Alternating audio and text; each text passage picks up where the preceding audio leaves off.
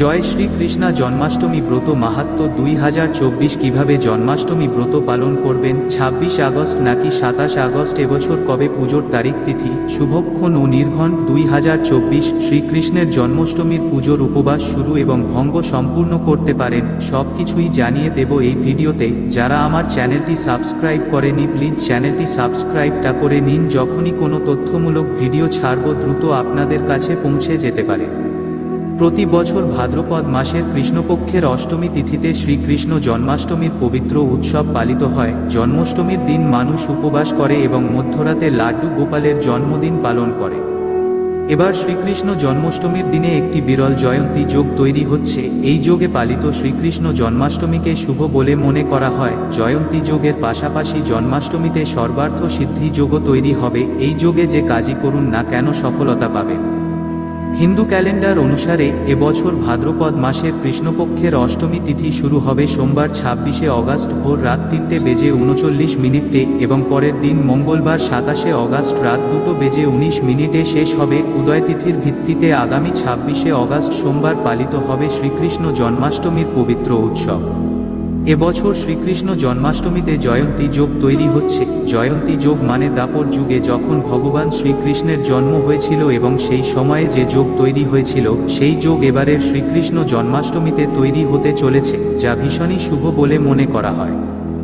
ভগবান শ্রীকৃষ্ণ বৃষ রাশির চন্দ্র রাশিতে রোহিণী নক্ষত্রে ভাদ্রপদ কৃষ্ণ অষ্টমীতে জন্মগ্রহণ করেছিলেন। এই বছরও শ্রীকৃষ্ণ জন্মাষ্টমীতে রোহিণী নক্ষত্র 27 আগস্ট বিকেল রাত 3:55 থেকে রাত 3:38 পর্যন্ত থাকবে। সর্বার্থ সিদ্ধি যোগ 26 আগস্ট জন্মাষ্টমীর দিনে গঠিত হবে। সেই দিন সর্বার্থ সিদ্ধি যোগ হবে 27 আগস্ট বিকেল রাত 3:55 থেকে ভোর 5:57 পর্যন্ত থাকবে।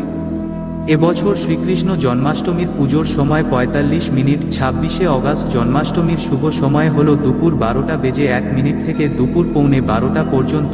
যারা উপবাস পালন করবেন তারা রাত 12:01 থেকে বালগোপালের জন্মবার্ষিকী উদযাপন করবেন। আপনি যদি শ্রীকৃষ্ণ জন্মাষ্টমীতে উপবাস রাখেন তাহলে শ্রীকৃষ্ণের জন্মাষ্টমীর পর উপবাস ভাঙতে পারবেন। দুপুর 12:15 পরে উপবাস ভঙ্গ হবে, অর্থাৎ শ্রীকৃষ্ণের জন্মবার্ষিকী উদযাপন করার পরে আপনি এটি ভঙ্গ করে উপবাস সম্পূর্ণ করতে পারেন। জন্মাষ্টমী কিভাবে শুরু হলো, শ্রীকৃষ্ণের আবির্ভাব কিভাবে হলো তা অনেকেই জানেন।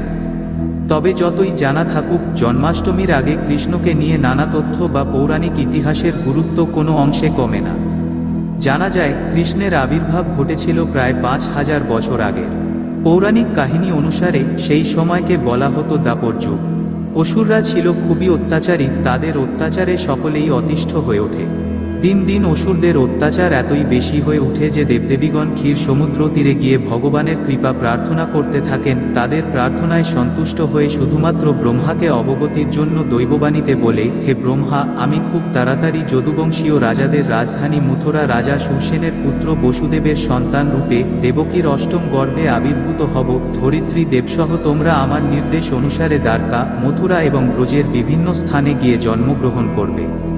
তখন উগ্রসেন নামে মথুরার এক রাজা ছিলেন। প্রচণ্ড রকমের ধার্মিক থাকলে কি হবে, তার ছেলে কংস ছিলেন খুবই অত্যাচারী। কংসের অত্যাচারের মাত্রা এতটাই বেশি ছিল যে নিজের পিতা উগ্রসেনকেও সিংহাসনচ্যুত করে কারাবন্দী করতে দ্বিধাবোধ করেননি, নিজেই মথুরায় রাজত্ব শুরু করে। আবার এই কংসই আরাধনা করে বর লাভ করেছিলেন তার বোন দেবকীর অষ্টম গর্ভের সন্তান ছাড়া অন্য কোনোভাবে তার মৃত্যু হবে না।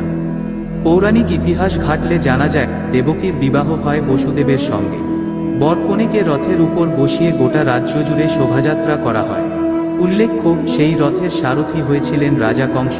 রথ চলছে এমন সময় হঠাৎ করে সেই দৈববাণীটি কংসের কানে বেজে উঠে, ওরে নির্বোধ, যাকে তুমি রথে করে নিয়ে যাচ্ছ তার গর্ভের অষ্টম সন্তান তোমার প্রাণহরণ করবে। দাঁড়ি দৈববাণী শুনে কংস সঙ্গে সঙ্গে খড়গ হাতে দেবকীকে হত্যা করার জন্য উদ্যত হন। এই দেখে বসুদেব কংসকে অনেক সবিনয় অনুরোধ করে রাজি করিয়ে বলেছিলেন তাদের সন্তান ভূমিষ্ঠ হওয়ার পরই কংসের হাতে তুলে দেবেন। একথা শুনে কংস শান্ত হন ঠিকই, কিন্তু সঙ্গে সঙ্গে দেবকী ও বসুদেবকে কারাগারে নিক্ষেপ করেন। সেই দিন একে একে জন্ম নেয় 6টি সন্তান। সন্তান জন্ম নেওয়ার পরপরই কংস পূর্ব প্রতিশ্রুতিমতো সদ্যজাতকে পাথরের সাথে আছাড় দিয়ে নৃশংসভাবে হত্যা করতেন।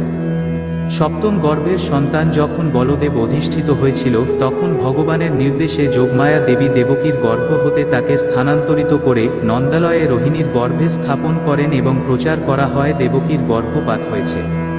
অষ্টম গর্ভের সন্তান অর্থাৎ ভগবান শ্রীকৃষ্ণের জন্মগ্রহণের সময় কারাগারের বাইরে পূর্বের চেয়ে কংস এবারও আরও বেশি পাহারার ব্যবস্থা করে। মাস ছিল ভাদ্র, তিথি ছিল অষ্টমী এবং রজনী ছিল ভীষণ দুর্যোগময়। প্রবল ঝড় বৃষ্টিতে প্রকৃতি ধারণ করে এক অন্যরকম মূর্তি, বিদ্যুৎ উচ্ছ্বলিত ঠিক এমন সময় ভগবান শ্রীকৃষ্ণ দেবকীর গর্ভে আবির্ভূত হন এবং দৈববাণী শোনা যায়, বসুদেব, তুমি এখনই গোকুলে যে নন্দের স্ত্রী যশোদার পাশে তোমার ছেলেটিকে রেখে এসো এবং এই মুহূর্তে তার যে কন্যা শিশুটি জন্মগ্রহণ করেছে তাকে এনে দেবকীর কোলে শুয়ে দাও। আমার মায়ের পৃথিবীর সমস্ত মানুষ এখন গভীর ঘুমে অচেতন, যার ফলে কেউ কিছুই জানতে পাবে না। নমস্কার, শুভ হোক এবারের শ্রীকৃষ্ণ জন্মাষ্টমী।